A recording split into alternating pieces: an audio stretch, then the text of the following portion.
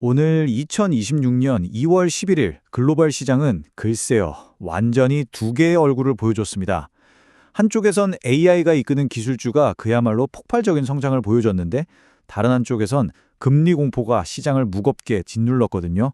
오늘은 이 극명하게 갈린 시장의 원인을 한번 깊이 파헤쳐 보겠습니다. 자, 자세히 한번 들여다볼까요? 2020년 2월 11일 시장은 정말 완전히 다른 두 개의 신호를 보냈습니다. AI를 등에 업은 기술주는 하늘 높은 줄 모르고 치솟았는데 금리에 민감한 주식들은 영 힘을 못 썼죠. 도대체 무엇이 이런 엄청난 차이를 만들어낸 걸까요? 바로 여기서 시장의 분열이 아주 뚜렷하게 드러나는데요. AI 열풍의 한가운데에 있는 필라델피아 반도체 지수는 2% 넘게 급등하면서 혼자 날아갔죠. 반면에 경제 전반을 보여주는 다우 지수는 오히려 하락했습니다. S&P 500이 보합으로 끝났다는 건 이 두 개의 거대한 힘이 얼마나 팽팽하게 맞섰는지를 보여주는 증거라고 할 수 있겠습니다. 이런 분열은 미국만의 얘기가 아니었습니다. 대서양 건너 유럽도 마찬가지였는데요. 영국은 원자재 덕분에 분위기가 좋았지만 제조업 중심이라 금리 걱정이 더 컸던 프랑스와 독일은 하락으로 마감했죠. 그래서 핵심은 이게 그냥 아무렇게나 일어난 일이 아니라는 겁니다. 두 개의 어마어마한 사건이 시장을 말 그대로 양쪽에서 서로 다른 방향으로 잡아당긴 거죠. 첫 번째 힘은 바로 경제 지표였습니다. 미국의 1월 신규 고용이 발표됐는데 예상치가 5만 5천 개였거든요. 그런데 13만 개가 나왔습니다. 이건 예상을 그냥 박살낸 수준이죠. 말 그대로 잡 서프라이즈였습니다. 경제에는 물론 좋은 소식이지만 금리 인하를 기대하던 투자자들 입장에선 완전히 찬물을 끼얹은 격이 된 겁니다.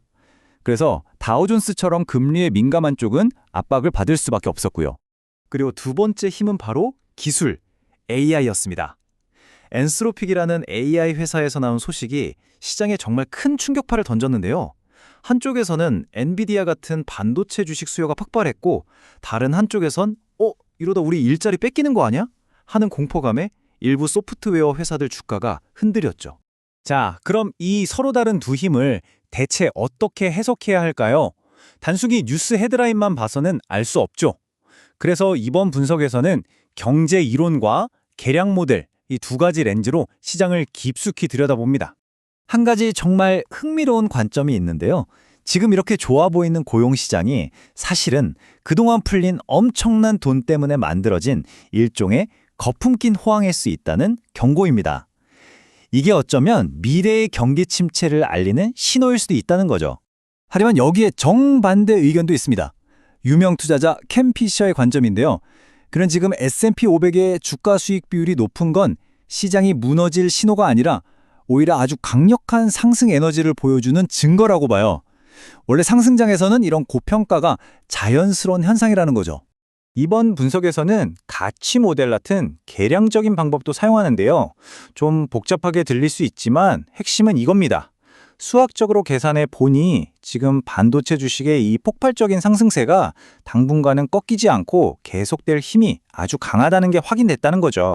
자, 그럼 이 모든 심층 분석을 바탕으로 시장이 앞으로 어떻게 될 거라고 볼까요? 2월 말까지의 전망을 한번 살펴보겠습니다. 결론부터 말하면 이 시장의 양극화는 당분간 계속될 걸로 보입니다. AI가 이끄는 나스닥이랑 S&P 500은 계속 올라갈 힘이 충분한데 금리 부담을 안고 있는 다우지수나 독일 덱스 지수는 좀 고전할 거라는 분석이에요. 반면에 아시아 시장은 분위기가 꽤 괜찮습니다. 한국, 홍콩, 중국 증시 모두 약 3% 정도 오를 걸로 예상되는데요. 아무래도 반도체 사이클의 영향도 있고 또 각국의 경기 부양책에 대한 기대감도 작용하는 것 같습니다. 이걸 아주 간단하게 세 개의 화살표로 요약해 볼 수 있겠네요.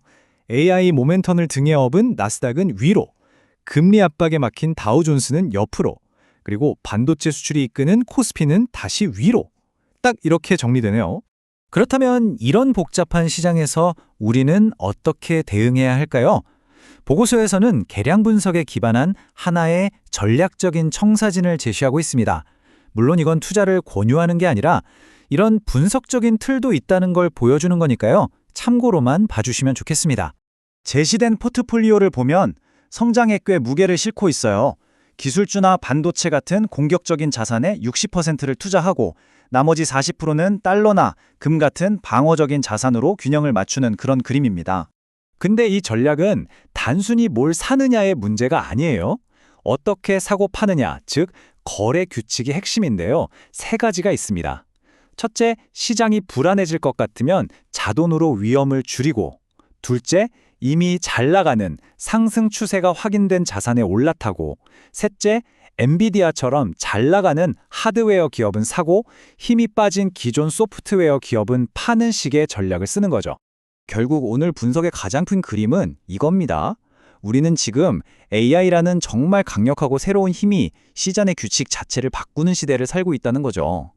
예전에 통했던 경제 공식만으로는 지금 시장을 온전히 설명하기가 어려워졌다는 뜻이기도 하고요. 이게 우리에게 던지는 마지막 질문은 이겁니다.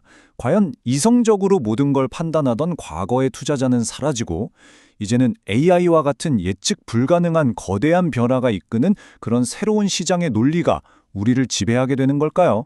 이게 바로 오늘 분석이 우리에게 남긴 가장 중요한 숙제가 아닐까 싶습니다.